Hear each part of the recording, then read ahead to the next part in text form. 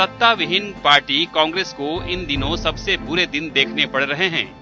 जिन नेताओं ने लंबे वक्त तक सत्ता सुख भोगा, आज वही कांग्रेस आला कमान के खिलाफ मोर्चेबंदी में जुटे हुए हैं। दरअसल लंबे वक्त से बगावत की बारूद अंदर ही अंदर सुलग रही है। नवजोत सिंह सिद्धू को पंजाब की कमान सौंपने और मुख्यमंत्री पद से कैप्टन अमरिंदर सिंह को हटाने के फैसले को लेकर असंतोष फूट पड़ा है और जब गांधी परिवार की नई पीढ़ी का भरोसा सिद्धू ने तोड़ा तो बागियों को खुलकर सामने आने का मौका मिल गया है। कपिल सिब्बल ने प्रेस कॉन्फ्रेंस कर आला कमान पर सवाल उठाए। The Congress party should make sure that they remain united. If somebody has an issue, that issue has to be discussed. Consultations must take place from the senior-most members of the party. The organizational structure must be strengthened. That is to be done if the organization is in place, if there is a president, if there is an elected CWC, if there is a central election committee. इसके बाद आला कमान की निष्ठा साबित करने के लिए युवक कांग्रेस के कार्यकर्ता कपिल सिब्बल के घर के सामने पहुंचे और उन पर टमाटरों की बौछार कर दी।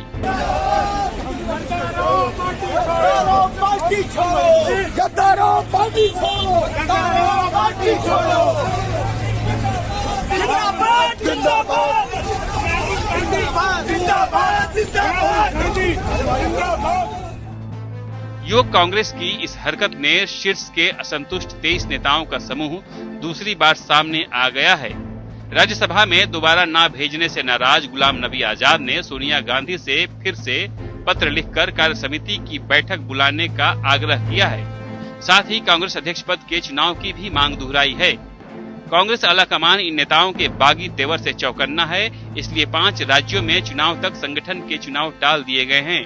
लेकिन बागी भी जानते हैं कि अगर कांग्रेस को आगामी 5 राज्यों के चुनाव में कुछ भी कामयाबी मिलती है तो आला कमान मजबूत हो जाएगा और तब सौदेबाजी कर पाना मुश्किल होगा। इन दिनों किसान आंदोलन, महंगाई, महामारी के हालात में मोदी सरकार से असंतोष का फायदा पार्टी को मिल सकता है। लिहाजा बगावत फिर भड़क उठी है, लेकिन आला कमान के फैसले भी इन्हें मौका दे रहे हैं। कैप्टन अमरिंदर सिंह भी मुख्यमंत्री पद से हटाने से ज्यादा सिद्धू को जरूरत से ज्यादा तवज्जो से नाराज हैं। हालांकि फिलहाल वो बीजेपी में जाने से इनकार कर रहे हैं, लेकिन सोनिया का सॉरी अमरिंदर का संदेश ये बताता है कि आला कमान उनकी नाराजगी मोल लेने से परहेज कर रहा है। सिद्धू को पंजाब में पार्टी की कमान थामने के फैसले के पीछे प्रियंका गांधी का हाथ बताया जाता है। ऐसे में सिद्धू के ताव में इस्तीफे ने गांधी परिवार पर हमला बोलने का मौका दे दिया है, तो दूसरे नेताओं ने भी इन नेताओं को आईना दिखाया है।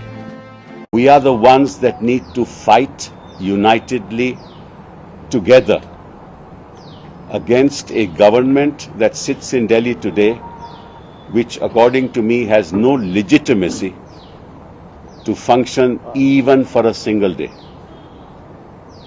और इस स्थिति में क्या हो रहा है, हमारे लोग हमें छोड़ के जा रहे हैं। In our party, at the moment there is no president. So we don't know who is taking these decisions. We know and yet we don't know.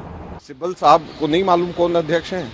Shrimati Sonia Gandhi अध्यक्ष हैं पार्टी के, और वही श्रीमती सोनिया गांधी अध्यक्ष हैं पार्टी की जिन्होंने सिब्बल साहब को बार बार पार्लियामेंट पहुंचाने के लिए टिकट दिया। वही सोनिया गांधी अध्यक्ष हैं कांग्रेस पार्टी की जिन्होंने सिब्बल साहब को बार बार मंत्री बनाया। बगैर कांग्रेस के लगातार बैकग्राउंड होने के सीधे सीधे मंत्री बना दिया।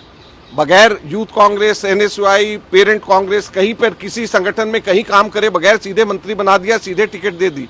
वही श्रीमती सोनिया गांधी कांग्रेस की अध्यक्षा हैं और ये सिब्बल साहब को समझ जाना चाहिए, उनको अच्छे से पता है।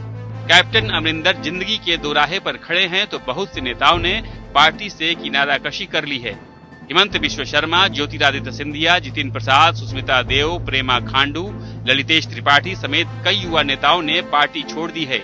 इनमें ज्यादातर वो नेता है जिन्हें राहुल गांधी की टीम का माना जाता रहा है। हाल ही में आए एडीआर के सर्वे के मुताबिक 2014 से 2021 के दौरान कुल 222 उम्मीदवार कांग्रेस छोड़कर दूसरी पार्टियों में शामिल हुए हैं। 177 सांसदों और विधायकों ने कांग्रेस का साथ छोड़ दिया। पार्टी छोड़ने वालों की वजह से मध्य प्रदेश, अरुणाचल प्रदेश, मणिपुर, गोवा और कर्नाटक में सरकारें तक गिर गईं। गोवा के मुख्यमंत्री रहे लुइजियानी फ्लोरियो ने तो दिग्विजय सिंह को गोवा में सरकार ना बना पाने की वजह बताया है। उनका कहना है कि बहुमत के लिए जरूरी 21 विधायकों का समर्थन होने के बावजूद गोवा के प्रभारी रहे दिग्विजय सिंह ने उन्हें राज्यपाल के पास जाने नहीं दिया, जिसका फायदा बीजेपी ने उठाया। आला कमान के लिए दिक्कत यह भी है कि निष्ठा की शपथ लेने वाले नेता ही असंतोष भड़का रहे हैं। दरअसल इनमें से ज्यादातर राज्यसभा जीवी हैं और कांग्रेस के पास इतनी संख्या नहीं कि इन बड़े पेट के हाथियों को संसद पहुंचा सके, न ही संगठन को मजबूत करने की शक्ति है। बहरहाल माना जा रहा है कि असंतुष्ट नेताओं की नाराजगी धीरे धीरे कम हो रही है। सोनिया गांधी ने आजादी के 75 साल पूरे होने के मौके पर 1 साल तक के सारे कार्यक्रम बनाने के लिए 11 सदस्यों की टीम बनाई है।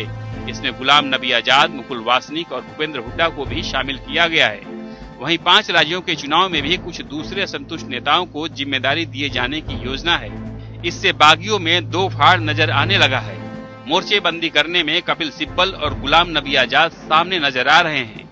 वहीं पार्टी मोदी सरकार के खिलाफ अभियान चलाने के साथ साथ पार्टी में नए युवा चेहरा लाने में भी जुटी हुई है। गुजरात के दलित नेता जिग्नेश मेवाणी और कम्युनिस्ट नेता कन्हैया कुमार के पार्टी में शामिल होने से असंतुष्टों को एहसास हो गया है कि गांधी नेहरू परिवार की अगली पीढ़ी अब कांग्रेस पर हावी होने के लिए तैयार है। कई संगठनों के चुनाव करा लिए गए हैं। कई संगठनों ने राहुल गांधी को अध्यक्ष बनाने का प्रस्ताव भी पारित कर दिया है।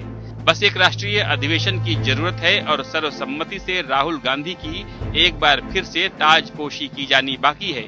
इसके साथ ही नेहरू गांधी से इंदिरा, राजीव, सोनिया से होते हुए कांग्रेस राहुल प्रियंका कांग्रेस में तब्दील हो जाएगी। लेकिन बीजेपी के कांग्रेस मुक्त अभियान की वजह से गांधी नेहरू परिवार के लिए ये बदलाव लाना आसान नहीं है, क्योंकि कांग्रेस के भीतर भी एक कांग्रेस है जो असली कांग्रेस को खत्म करने पर हमेशा आमादा रहती है। अंशुमान त्रिपाठी, APN।